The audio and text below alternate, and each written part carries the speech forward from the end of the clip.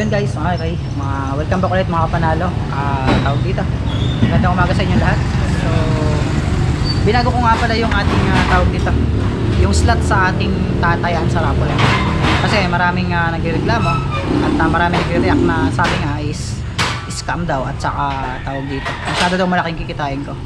So guys, ginawa na lang nating 350 slot. So 1,000 ang taya per slot ano. So yun, kasi sabi nila ang laki daw masyado.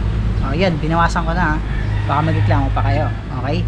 So guys, hindi po totoo na laki ng kikitain ko dito. So sa upgrade pa lang po ng unit natin, sana po isipin nyo mabuti before nyo isipin na yan, before kayo mag-comment na kung ano po. So dito, sobrang laki na po na nagastos natin. Sa isang unit po is naglalaro ng nasa 100,000 po ang gastos natin. Then yung unit pa, kasi yung unit natin is 116,500. Yung po ang pagkabili dito sa motor. So dalawang motor po yan. So magkano na po yun? So nasa estimate natin is nasa 200,000 na mahigit ano? So 220,000. Sabihin natin 225 yung dalawang unit. Then yung upgrade pa sa pyesa nito ano?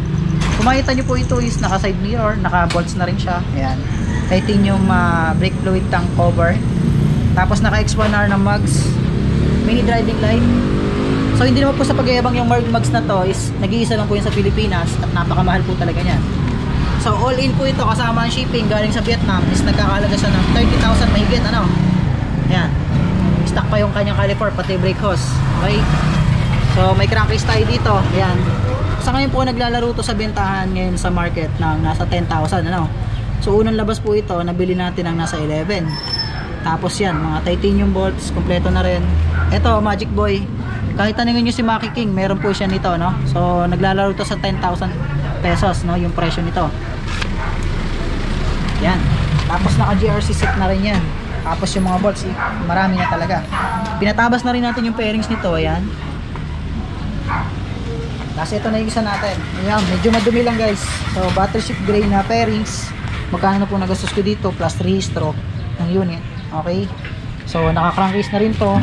Naka shifter, naka pipe, naka brake fluid tank reserve, naka Koso voltmeter.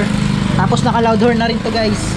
Naka P-horn na to. Tapos ayan, naka step grill na din. Tapos yung bolts niya, ang dami na rin napalitan. So 80% na yung bolts nito napalitan na natin. At saka itong ating side mirror. Yan. Ang dami po natin ginalaw dito. Pati gulong pa lang. Magkano na yung gulong ano? So Diablo Rosso Sports na po yung gulong nito. Front and rear. Tapos naka-mags na rin tayo ng white ano? So white yung mags na to. Yan, lapad niya guys. Tapos yan, naka-radiator na rin siya ng malaki. Yan. Bagong-bago pa radiator nito. Isang buwan pa lang to napapa-install. Naka mini driving light na rin to. Naka dual contact. Yan. So guys, kung maisipin nyo na ang laki ng tutubuhin ko dyan, nagkakamali po kayo guys. Wala halos kami tutubuhin dyan. Talagang lugi pa po kami. Dahil sa value pa lang ng unit namin. Ano? Sa dami nang nailagay namin dito sa motor na to. Napakalaki na pong pera nun. So ang akin lang, mabalik ko lang yung pera ko na ginastos kahit man lang 70% ano. So malugi na kami ng 30%. Okay lang yun. At least nabalik ko sa puhunan halos yung aking motor ano? So may paggagamitan po kasi tayo ng pera.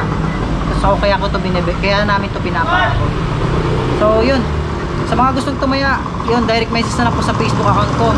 Napakasimple lang naman po pipili lang po kayo ng number sa 350. Then magbayad po kayo sa GCash ng 1,000 pesos. So may number naman po ako sa GCash, doon lang po kayo maghuhulog ano? So guys, napakasimple lang ang rules. At huwag na natin sobrang pahabain pa yung kung ano pa man na debate ng iba.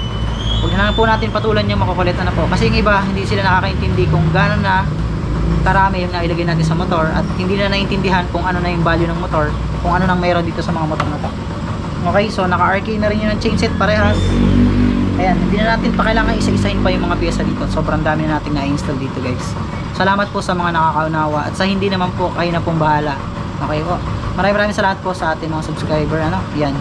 Ingat tayo palagi. Hindi ko na isa-isa yung i-shoutout. So ano nga pa ba yung mga rules natin na ano? Ito, ano pa yung ano natin dyan kuya? Yung masasabi pa natin. Okay na. Okay. See guys. Maraming salamat sa inyo ulit. Ayun. Ito po yung ating bagong update. 350 slot na lang po. 1,000 per slot. Maraming salamat po. Ingat po tayo palagi.